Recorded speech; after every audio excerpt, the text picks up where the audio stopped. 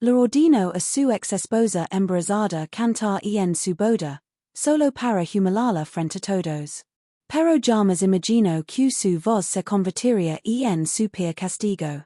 Lo que comenzó como una venganza pública, terminó siendo una lección que nadie en salón olvidará. Quien sabe como una simple canción destruyó a un hombre frente toda su nueva vida. Escucha esta historia hasta el final, porque su final te dejará sin aliento. El salón brillaba con luces doradas. Las risas, los brindis y el murmullo de los invitados llenaban el air. El aroma del vino caro y las flores blancas se mezclaban con el perfume dulce de la novia. Lucía respiró profundo. Su vientre, apenas visible, se movió con un pequeño impulso. Su bebé parteo, como si sintiera el temblor en su pecho. Frente a ella, Andrés, su exmarido, sonreía. Esa sonrisa arrogante que siempre escondía crueldad. Él la había invitado a su boda. No por respeto. No por amor. Sino para humillarla. Canta para nosotros, dijo, alzando la copa. Quiero que todos escuchen la voz que no me pertenece. Las risas se expandieron entre los invitados. Algunos miraban con pena, otros con curiosidad. Lucía apretó el micrófono entre sus dedos. Sus uñas se clavaron en la piel. El escenario estaba iluminado por un foco blanco. Detrás, el violín comenzó a sonar, lento, melancólico. Ella cerró los ojos. Recordó las noches de soledad. Las lágrimas escondidas. Las promesas rotas. Su voz tembló al principio. Su garganta ardía. Pero poco a poco, el temblor se transformó en fuerza. Cada palabra que salía de su boca era un golpe invisible. Cada nota, una herida que se abría en el pecho de Andrés. Los invitados dejaron de hablar. El silencio se apoderó del salón. Incluso la novia, vestida de blanco, parecía de piedra. Lucía cantaba sobre un hombre que traicionó. Sobre una mujer que amó sin ser amada.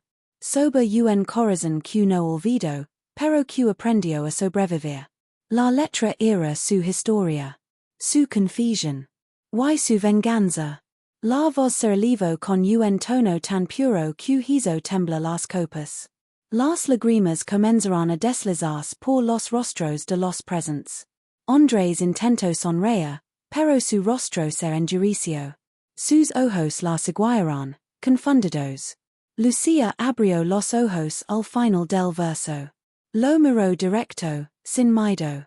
Una lágrima quedó por su mejilla.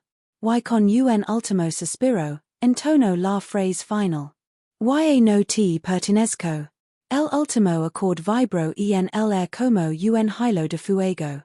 El silencio quedó de golpe, tan espeso que el sonido de los cubiertos se atrevió a romperlo. Solo el eco de su voz permanecía flotando, llenando el salón con un temblor invisible. Lucía bajó el micrófono con calma. Su respiración era lenta, pero sus manos aún temblaban. Podía sentir los latidos del bebé en su vientre, como si él también aplaudiera desde dentro. Los ojos de los invitados se clavaron en ella. Nadie se movía. Nadie se atrevía a hablar. La novia, una mujer alta con joyas brillantes en el cuello, miró a Andrés con desconcierto. El hombre que minutos antes parecía orgulloso ahora estaba pálido. Él sudó la corría por la frente, y su mandíbula se apretaba con rabia. ¿Qué demonios fue eso?, murmuró entre dientes. Pero su voz se quebró antes de llegar al final de la frase. Lucía dio un paso atrás. Sus tacones resonaron en el suelo de mármol. Su sombra se proyectó larga, casi majestuosa, bajo la luz que aún la iluminaba. Ella no sonrió. Solo lo miró con una calma gelada, esa calma que nace cuando el miedo muere. La novia se levantó.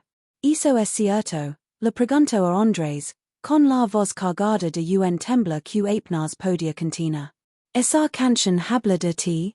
Andrés intento niga con la cabeza, pero sus ojos lo traicionaron. Cada palabra del tema había sido un espejo. Cada nota había revelado una verdad que él había ocultado durante años. Lucía lo sabía.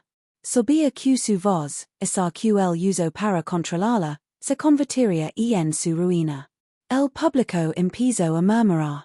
Algunas mujeres se cubrían la boca, horrorizadas. Un hombre soltó un suspiro ahogado. Las cámaras de los invitados aún grababan, capturando la escena que nadie olvidaría jamás. El aire se volvió pesado. Lucía sintió un nudo en la garganta, pero no era tristeza. Era alivio. Por primera vez en años, no temblaba ante él. Andrés dio un paso hacia ella. Lucía, detente, no sabes lo que estás haciendo. Ella levantó la vista, serena. Ser exactamente lo que hago, Andrés. Estoy cantando la verdad. Las luces del salón titilaron, como si incluso la electricidad entendiera el peso de sus palabras. El violín, abandonado por el músico en medio del impacto, que hoy soltó una nota aguda, desgarradora. El sonido atravesó el aire, haciendo eco entre las paredes.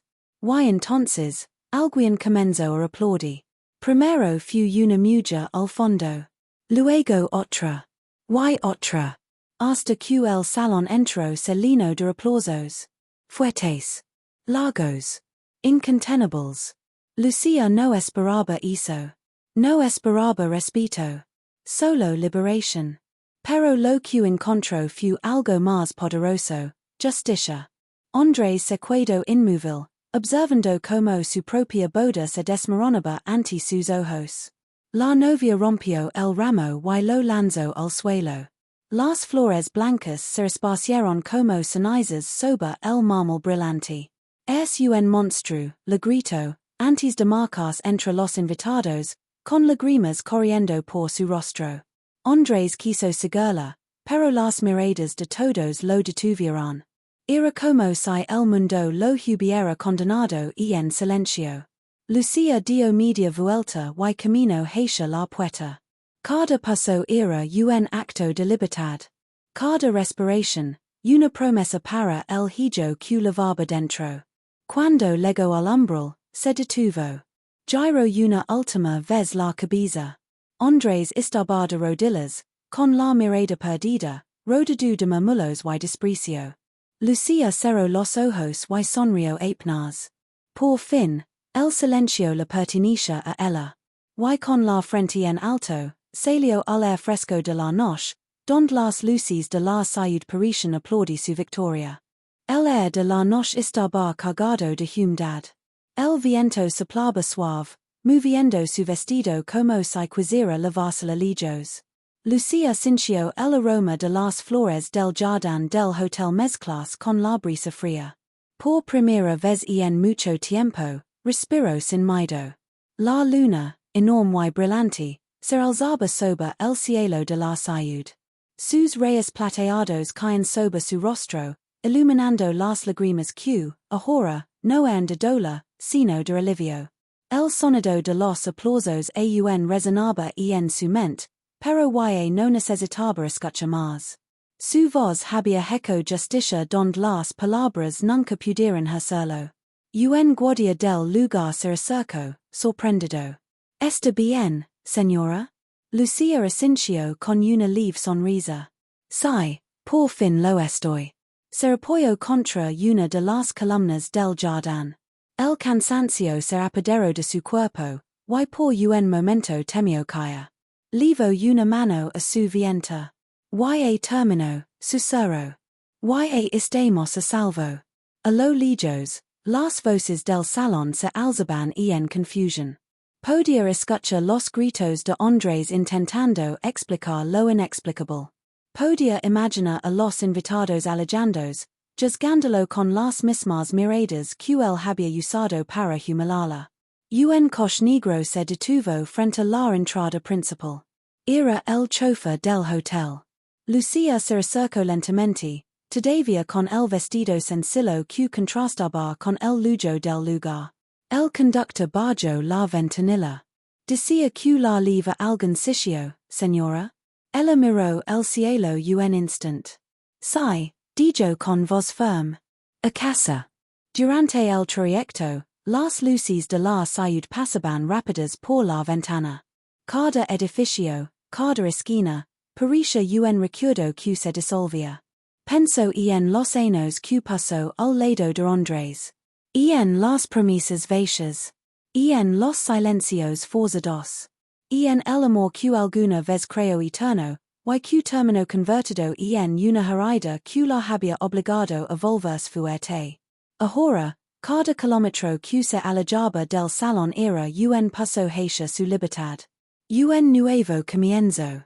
El chofer la observó por el espejo retrovisor. Esa canción, era suya? Lucía asintió, sin mirarlo. Sí. La escribí la noche en que él me dejó. El hombre guardó silencio, impresionado. Lucía apoyó la cabeza contra el vidrio y cerró los ojos.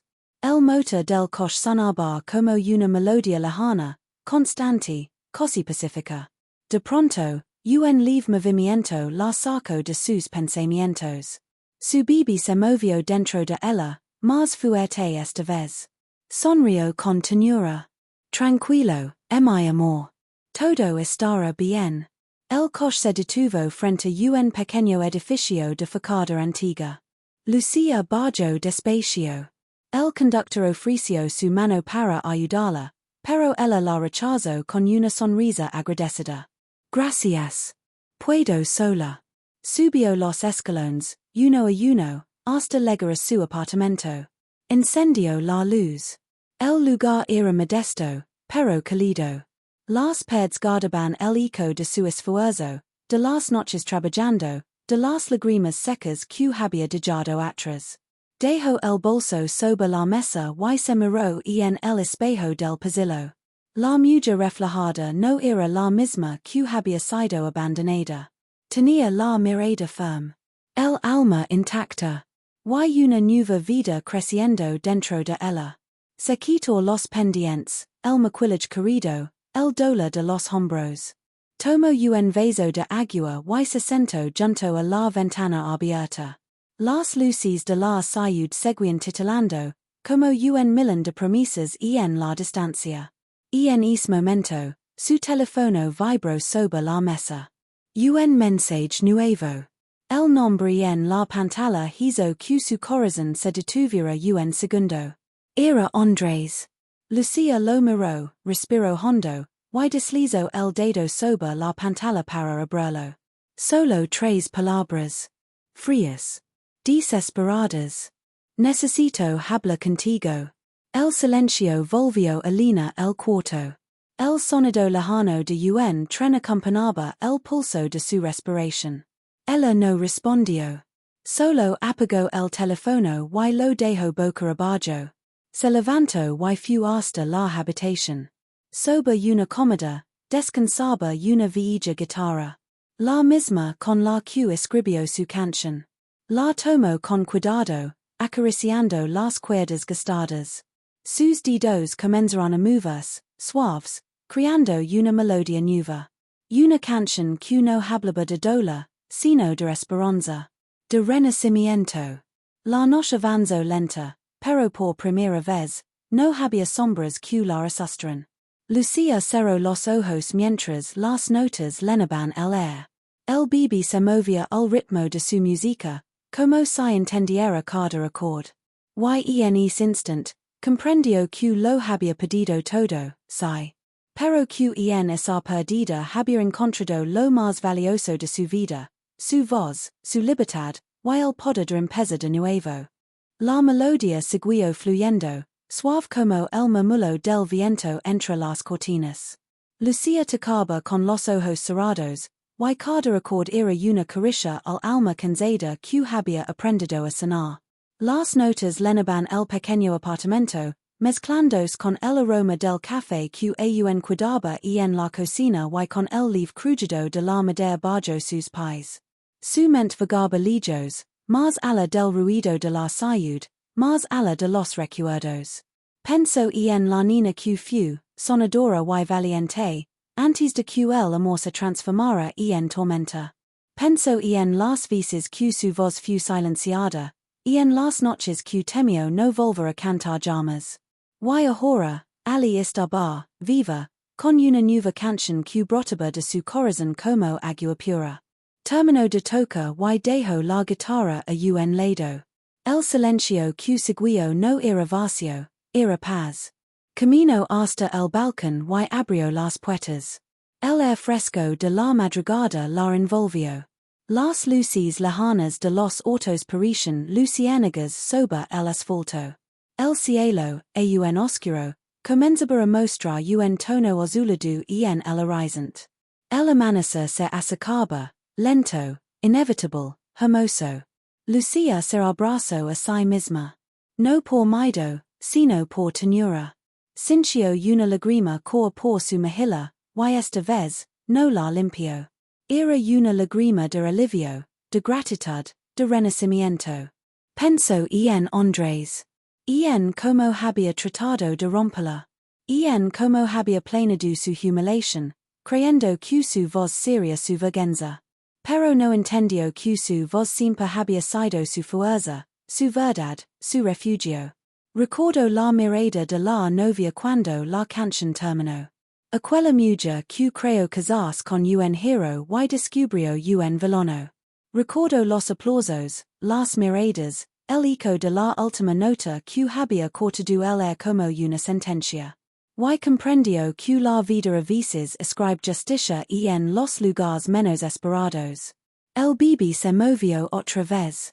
Lucía bajó la vista hacia su vientre y sonrió. Lo hicimos bien, mi amor, susurró. Lo hicimos muy bien. El reloj marcaba las 4 de la mañana. La ciudad aún dormía, pero ella no tenía sueño. Se sentía ligera, como si cada nota de su canción hubiera arrancado un pedazo del peso que llevaba años cargando. Camino hacia la mesa y sacó un cuaderno. Era viejo, de tapas gastadas, lleno de letras tachadas, ideas inconclusas, sueños interrumpidos. Abrió una nueva página. Escribió con letra firme, capítulo 1, la mujer que renació de su propia voz. Afuera, un gorrión canto. El primer sonido del amanecer. Lucía levantó la vista. El cielo comenzaba a pintarse de naranja y rosa. Era un nuevo día. El timbre del teléfono volvió a sonar. El número de Andrés aparecía una vez más. Ella lo observó en silencio. Durante un segundo, dudó. Pero luego sonrió con calma y lo apagó definitivamente. No necesitaba escucharlo. Nada de lo que él dijera podría borrar lo que había perdido. El pasado no podía reescribirse, pero el futuro era suyo. Abrió las ventanas de par en par y dejó entrar la luz. El sol tocó su rostro, cálido, limpio. En el reflejo del vidrio, vio una mujer distinta. Más fuerte. Más completa. Más libre. El timbre de la puerta la sacó de sus pensamientos. Se acercó y la abrió con cuidado. Era Elena, su vecina y mejor amiga. Traía una sonrisa y una bolsa con pan recién horneado. T6 anoche en el video, dijo Elena, emocionada. Lucía, todos están hablando de ti. Tu canción, fue increíble. Está por todas partes. Lucía se quedó inmóvil. ¿En serios? Sí. Alguien la grabó y la subió a internet. Y 18 miles de vistas. La gente está cantando tu historia. Dicen que tu voz hizo Laura hasta el silencio. Lucía no sabía qué decir. Su corazón se aceleró, pero no de miedo, sino de asombro. Yo solo quería liberarme, no buscaba fama. Elena sonrió. Tal vez no buscabas fama, pero tu verdad merecía ser escuchada. Lucía la abrazó con fuerza. Por primera vez, el peso de su historia no dolía. Era parte de ella, pero no la definia. Después del deseano, incendio su computadora. Busco el video. Lo vio. Su imagen en el escenario, la luz blanca, su voz temblorosa al principio y luego lina de poda. Y los comentarios. Miles de los. Mujeres, hombres, personas que habían sentido lo mismo alguna vez. Todos escribiendo una sola palabra, gracias. Lucía cerró los ojos y sonrió. Su historia no era solo suya. Era de todos los que alguna vez fueron silenciados y encontraron fuerza en su propia voz. Se levantó, tomó su guitarra y miró hacia la ventana abierta. El sol estaba alto y durando los techos de los edificios. Lucía respiró hondo y susurró. Ahora sí, empieza mi vida. Pararon los meses. El video de Lucía se convirtió en un símbolo de fuerza, compartido por miles de personas que encontraron consuelo en sus palabras. Las estaciones cambiaron, y con ellas, también cambió su vida.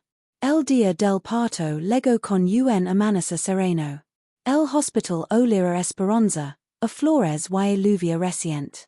Lucía sostuvo la mano de una enfermera mientras su respiración se acompasaba al ritmo de su corazón. Horas después, un lanto nuevo llenó la habitación. Era su hijo. Pequeño, perfecto, con los ojos cerrados y las manos diminutas que parecían aferrarse al futuro. Lucía lo abrazó con ternura, sintiendo como su pecho se inundaba de una paz profunda. Bienvenido, mi amor, susurró. Y no hay sombras, solo luz. Desde entonces, su vida se volvió un canto nuevo. Grabó sus canciones, no por fama, sino por amor. Canto en pequeños teatros, en cafés, en plazas, donde la gente la escuchaba con respeto y emoción. Cada vez que su voz se elevaba, las personas sabían que no era solo música, era verdad, era cicatriz convertida en art. Una tarde, mientras el sol se escondía tras los edificios, Lucía se sentó en el balcón de su hogar. Su hijo dormía en una cuna junto a ella. Tomó su guitarra y comenzó a tocar suavemente, dejando que el viento lavara la melodía hacia la calle. La canción hablaba de perdón. No de olvido, sino de paz. Porque ella comprendió que el verdadero triunfo no fue destruir a quien la hirió, sino reconstruirse a sí misma. Al terminar, miró al cielo, tenido de naranja y violeta. Una sonrisa tranquila se dibujó en su rostro. Su voz, la misma que una vez intentaron callar, ahora vivía libre, eterna, en cada nota, en cada respiración, en cada amanecer. Mientras el último rayo de sol acariciaba su rostro, Lucía cerró los ojos y pensó. Mi historia no fue una queda, fue una canción que aprendió a volar.